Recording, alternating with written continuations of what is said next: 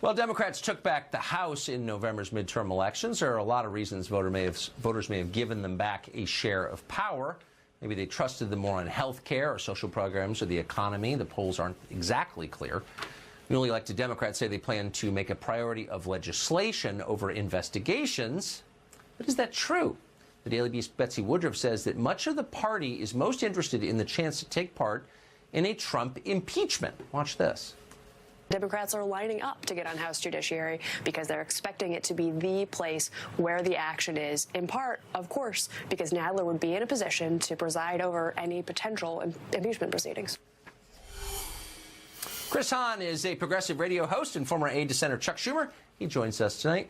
Chris, thanks a lot for coming on. So I don't understand all the lying and embarrassment. So obviously Pelosi has decided, and she went through this again when she was Speaker in 2006, when Democrats wanted to impeach Cheney and Bush, and she said, we're not going to talk about that in public. She's trying to keep her troops from talking about impeachment. But the overwhelming majority of Democratic voters are for impeaching Trump, and why wouldn't they be? They've been told he's a war criminal. I get it. So why are we lying about what Democrats have a mandate to do from their voters? Impeach.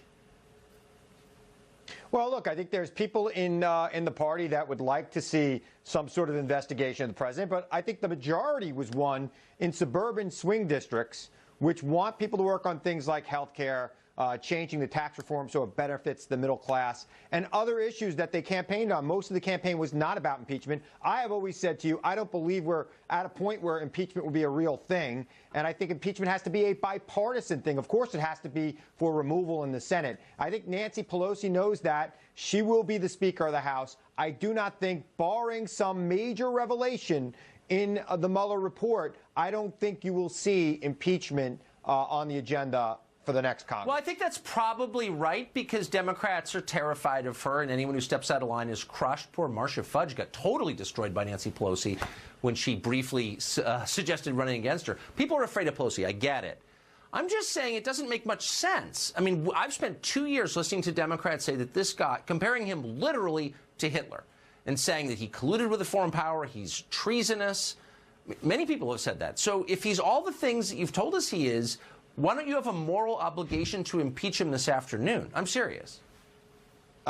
Well, look, like I've said, unless there's something that both sides agree is criminal, ready for removal, I don't see Nancy Pelosi allowing that to go forward in the House. Look, we know what happened when they tried to impeach Bill Clinton. It made Bill Clinton stronger. You're right. You're right. Look, again, I agree with you as a political matter. You're absolutely right. And Pelosi's very smart politically, and she knows it'll hurt Democrats if she tries to impeach. And so I'm sort of in jest encouraging you to impeach because it would hurt you. But I'm also sort of serious about this. Let's take your rhetoric seriously. How can you live in a country with a president who is like Hitler, who colludes with Vladimir Putin to destroy our democracy? He's literally evil. Well, they tell us that every day. MSNBC is predicated on that idea. Yeah, no, seriously.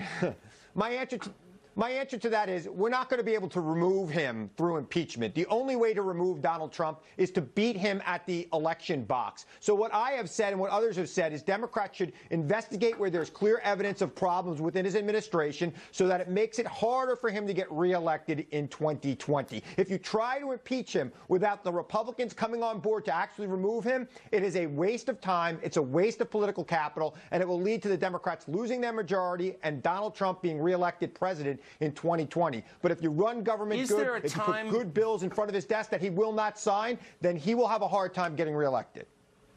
But is there a time when Democrats say, look, you know, we disagree with Trump on some things, not that many things, to be totally honest, on a policy level, not that many things, but some things. We don't like his style. We don't think he should tweet. But that time that we said he was a traitor to his country or like Hitler, we shouldn't have said that, because that was like a grotesque overstatement that made us look stupid. And it was kind of wrong to talk that way. Is anybody ever going to say that?